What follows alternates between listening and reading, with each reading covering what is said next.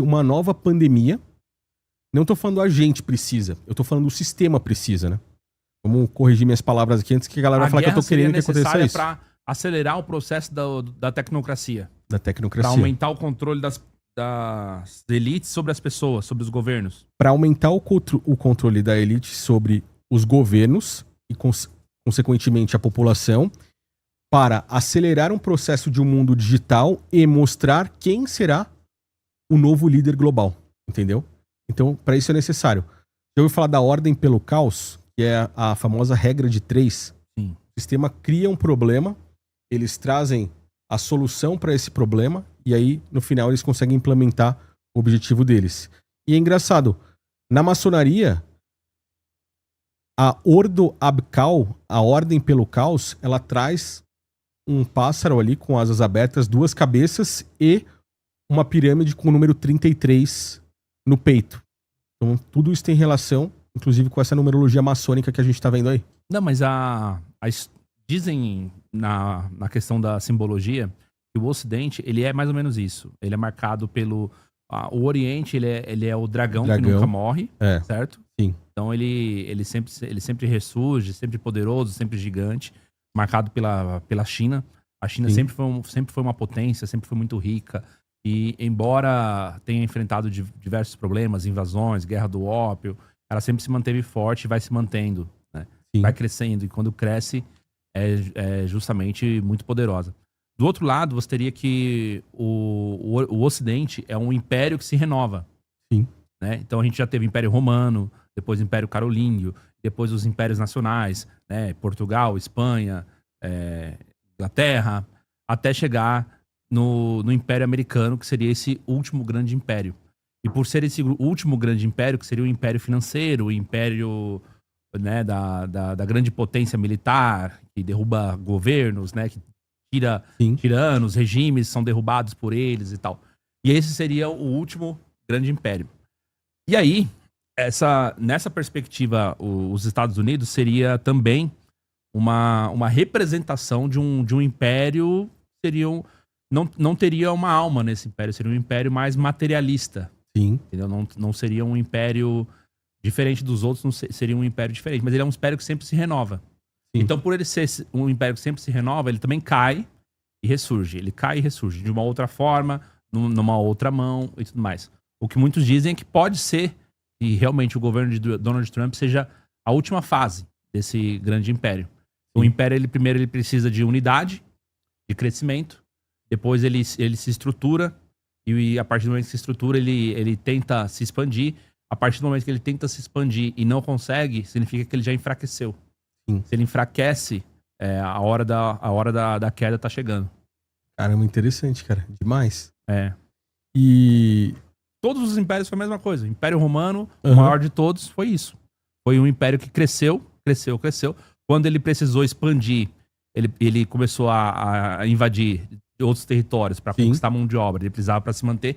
Quando ele foi tentar fazer isso da última vez, ele já estava enfraquecido. Quando ele estava enfraquecido, veio a invasão bárbara. Os bárbaros vieram e destruíram todo o legado do Império Romano. É verdade. Isso se repetiu a todo momento. Poxa, interessante demais, cara. E aí pode ser que seja realmente o último grande suspiro do Império Americano aí que a gente esteja vendo. Tem uma outra coisa também que eu ia falar, é que a maioria dos impérios, eles começam a ruir por dentro, né? Sim. Não é somente essa questão do geopolítica que importa para os Estados Unidos. Os Estados Unidos têm problemas estruturais fortes. Sim. Uma população que está envelhecendo, não tem uma taxa de natalidade que está repondo. Você tem uma guerra tecnológica que ele está ganhando, mas não se sabe por quanto tempo, né? Ao mesmo tempo, você tem os grupos de interesses, que são muitos, né? E a população cada vez mais sendo sugada, né? As pessoas estão cada vez mais cansadas de lidar com todas essas demandas do mundo moderno. Sim. Então a gente não sabe até quando, né, o povo americano, né, vai conseguir também suportar um governo assim. Isso é verdade.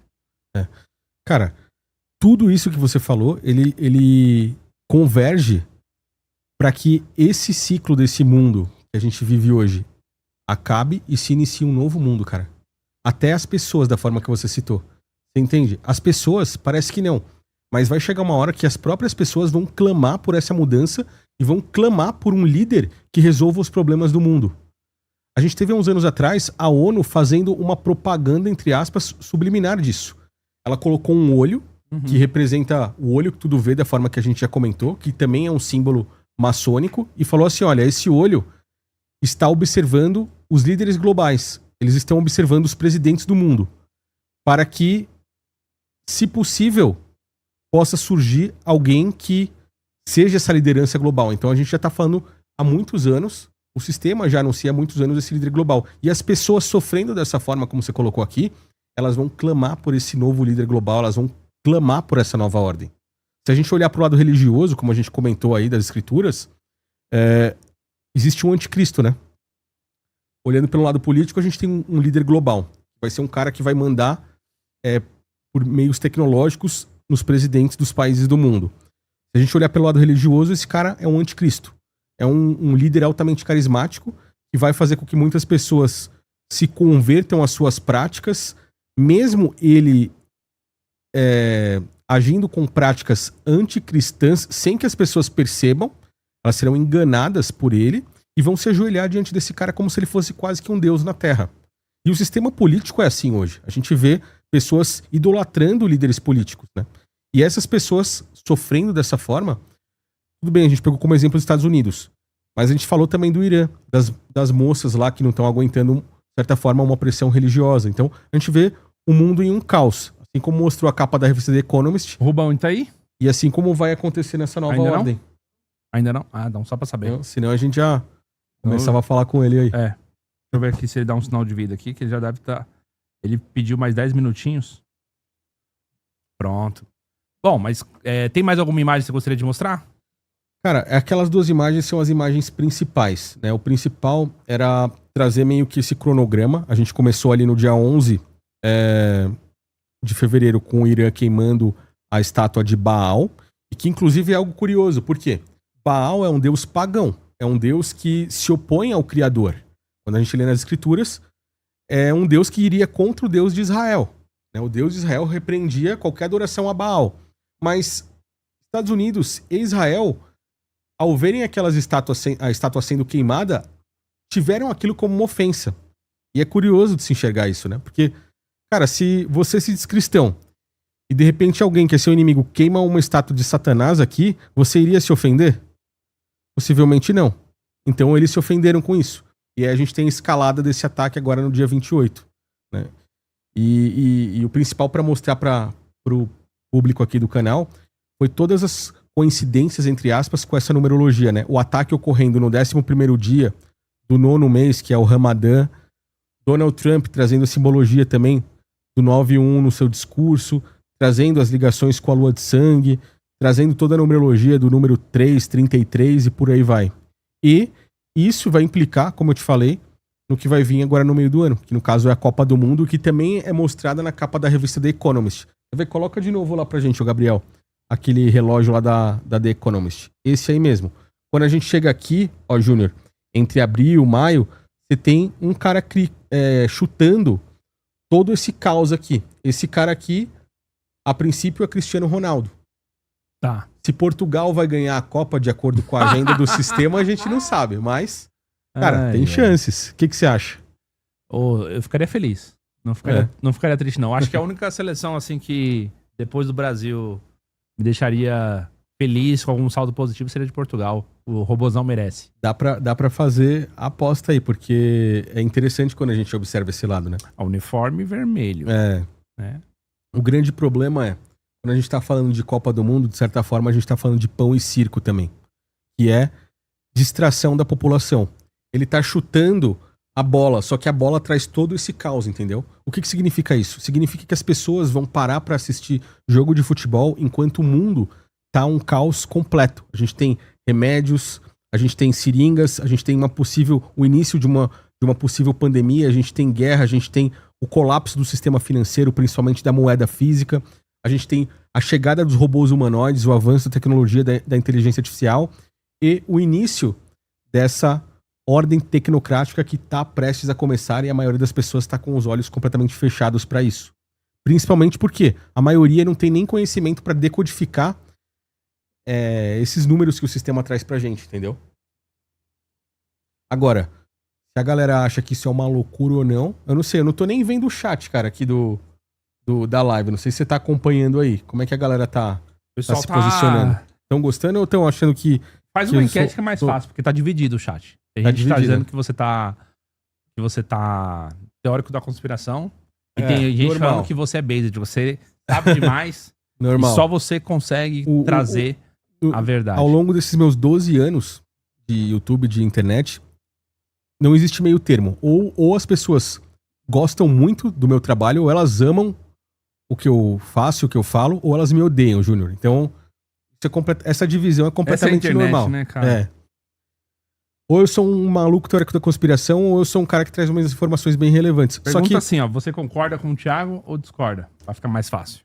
Só que é interessante, né? Boa parte da galera que falava que eu era louco quando eu falava já há anos atrás Do Epstein. a respeito do Epstein, agora essa galera sumiu, velho. Outra coisa interessante também, não sei se já comentei aqui, mas em 2019, cara, eu peguei uma capa da revista The Economist e falei pro pessoal assim, olha, possivelmente vai haver uma pandemia ou uma epidemia em 2020. Cara, foi batata, velho. A gente teve o Covid e assolou a população mundial. Então, ali, se alguém... E pode ter certeza que tem gente assistindo a live que lembra desse meu vídeo, né? Eu tenho esse vídeo até hoje. Esse vídeo fez parte daqueles vídeos que o YouTube derrubou na época, junto com o canal meu, quando chegou em 1 milhão de seguidores. Mas assim, tem gente que lembra disso e isso ajudou muitas pessoas a já se prepararem pra pandemia que vem em 2020. Entendi. Entendeu? Abre esse link que eu mostrei pra você agora, Gabriel. O pessoal aqui do chat já ouviu falar do professor Young? O professor Young Vou explicar pra vocês primeiro como que ele surgiu e por que a gente vai falar dele agora, tá? Então vamos lá. Vou falar pra vocês primeiro sobre o professor Young, que é o seguinte. O pessoal já deve ter visto algum vídeo dele, tá? Ele é um cara, ele é um professor de Yale.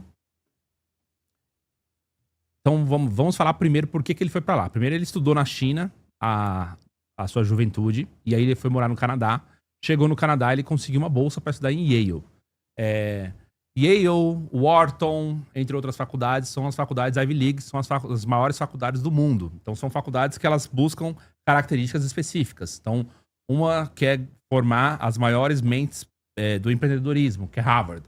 Por exemplo, outras querem formar aqueles caras que serão os futuros presidentes, né? Nenhuma faculdade no mundo formou mais presidentes, por exemplo, do que o Wharton, entre outras coisas. E quem estudou em Wharton, inclusive? Donald Trump. Donald Trump estudou em Wharton, Elon Musk estudou em Wharton. Então também tem essa questão de quando você vem daquela faculdade, você traz o peso, a responsabilidade, a tradição de fazer grandes coisas e tal. E Yale é também uma dessas faculdades, né? E Yale tem uma característica interessante, que como ele veio da China, né, ele precisou se adequar à cultura americana, à cultura ocidental como um todo. Então ele passou um tempo aprendendo coisas que só se aprende desse lado daqui do globo, né? E aí ele se forma em Yale e agora ele dá aula para chineses que querem estudar nos Estados Unidos, que querem fazer faculdade nos Estados Unidos, que querem aprender nos Estados Unidos. E os Estados Unidos ele é um centro de agremiação, né? Já eu chego no assunto que vocês querem. Ele é um centro de agremiação, então vai muito estrangeiro pra lá. Não é só a lacração que a gente vê nos filmes, que o pessoal acha que tudo é lacração. Não. Sim. Tem muito estrangeiro nos Estados Unidos. As maiores empresas da Bolsa Americana, os CEOs dessas empresas são indianos, por exemplo. Então o CEO do Google é indiano. O CEO da Microsoft é indiano. Os caras, eles recebem tanto imigrante, que eles acabam, inclusive, empregando esses imigrantes. Então os imigrantes, eles vão estudar nos Estados Unidos e moram nos Estados Unidos. E o Young é um desses caras. Chegou lá nos Estados Unidos, o professor Young ele começou a ver a diferença entre a cultura de um país pro outro. Ele começou a estudar, né, grandes clássicos da literatura. Então ele começou a estudar, vamos estudar a Odisseia, vamos estudar, por exemplo, a Ilíada, e aí vamos estudar os clássicos medievais, depois vamos estudar o quê? As guerras. Nós vamos estudar as guerras. Estudando as guerras, ele conseguiu absorver grande parte da história dos Estados Unidos. Os Os Estados Unidos começa com uma guerra, começa com a declaração de independência, e depois ele vai falar sobre, inclusive, outros clássicos, né, que chamou muita atenção dele. Então ele vai falar sobre Moby Dick, vai falar sobre, enfim, clássicos da literatura. E isso daí é uma cultura ocidental que ele absorveu. Coisa que é muito diferente para o chinês. Então ele passou a ensinar esses jovens, primeiro para você entender como funciona o Ocidente, você tem que entender os clássicos, tem que entender, tem que ler Dostoiévski, tem que ler, sabe, a Bíblia, você tem que entender quais são os grandes épicos, entendeu? Da literatura ocidental que, de alguma forma, molda a forma ocidental de viver.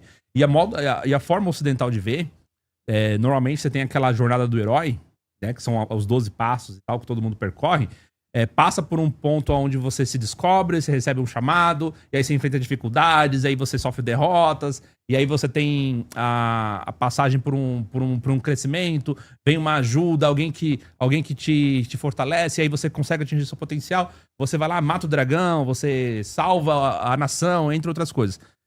Tudo isso ele começou a absorver completamente a cultura ocidental. Chegou um determinado momento que, quando ele absorveu a cultura ocidental, mais os anos dele de Yale, mais a capacidade dele de usar essas ferramentas através de um raciocínio lógico, ele começou a aplicar a teoria dos jogos dentro desse cenário, dentro desse conhecimento. E nas aulas dele, ele começou a prever vários acontecimentos da nossa atualidade. A primeira coisa que ele falou foi sobre a vitória de Donald Trump.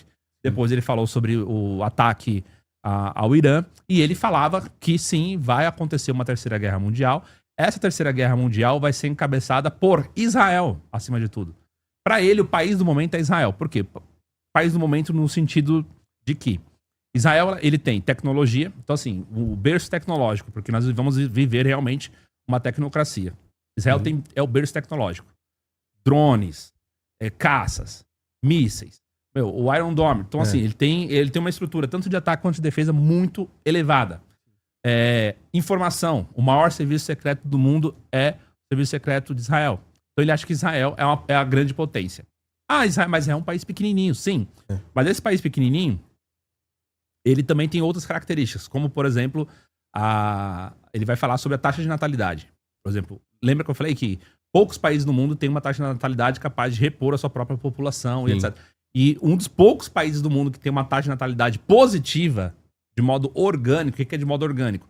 Não tem um fluxo gigantesco e migratório para lá e tal. É Israel. Então Israel tem uma taxa de fecundidade de 2,4. Entendeu? Que o certo seria 2,1 para igualar. Acima disso, você está aumentando um pouquinho a sua população. A maioria dos países não chega nem a 1,5. O Brasil está em 1,4. Entendeu? Caramba. Rússia é menor que a dos Estados Unidos. Os Estados Unidos já é decadente. Sim. Então, uma série de coisas. Então ele começa a ver que Israel é um país privilegiado estrategicamente, é um país com alto conhecimento e detenção de tecnologia, é um país que tem essa questão de que ele pode continuar crescendo e se desenvolvendo porque ele tem uma população que se renova, e a população que se renova, você tem jovens trabalhando, você tem pessoas criando ciência, pesquisadores e assim por diante. Então ele acha que Israel ele é o país do momento. E associado a Israel, você tem Estados Unidos. Certo. Qual que era a grande ameaça a Israel no Oriente Médio? Segundo o professor Yang, Irã. Então, o Irã... Por quê? Porque o Irã é um país gigantesco, tá? O Irã não é qualquer país não, gente. Sim. Então a gente tá falando de um país muito grande, um país que tem também tecnologia, que tem mísseis, que são mísseis supersônicos, as imagens que a gente vê do caça desviando e tudo mais, mostra isso, que o Irã tem esse poder. Então, o grande inimigo de Israel no Oriente Médio é o Irã. Aí a gente vai ver isso aqui agora. Ataques ao Irã deixam ao menos 201 mortos e cerca de 750 feridos. E aí, isso daí tem 2 dias, tá? 201 mortos e cerca de 750 feridos. Eu não sei exatamente se... Desses mortos aí, com certeza tem civis. Não sei se tem crianças, não sei se bombardearam escolas, hospital. A gente já falou sobre essas 3 coisas, né? A dificuldade de as informações que a gente recebe em tempo real serem confiáveis, tá? A gente não sabe se essas informações em tempo real que a gente recebe são confiáveis. A gente não sabe se, além de confiáveis, elas são no sentido de, são o que querem passar pra gente, ou seja, um recorte. A gente não sabe se é exatamente isso. E a gente também não sabe o que influencia por exemplo, a narrativa que isso gera. Isso gera uma narrativa que vai ser vendida pela mídia e pelos governos. E normalmente essas narrativas são mentirosas, para não dizer somente enviesadas, né? Mas vamos supor que seja verdade, que morreram 201 mortos e deixaram 750 feridos. Isso daqui vai gerar uma retaliação. Essa retaliação sai do Irã e começa a bombardear o Estado de Israel, não apenas Tel Aviv, mas outros países, como o Thiago falou, que são países também que estão ali de apoio, né, ao Irã. E isso daqui mostra esses ataques, né? É uma disputa tecnológica. Quem tem um míssil mais forte? Quem tem a capacidade de bombardeio mais eficaz? Quem tem a capacidade de, ao disputar com um país, entendeu? De sobreviver, de se proteger e tudo mais. Então, é uma disputa tecnológica por hegemonia no Oriente Médio. Só que, com os Estados Unidos nessa jogada, a gente sabe que não tem como pro Irã.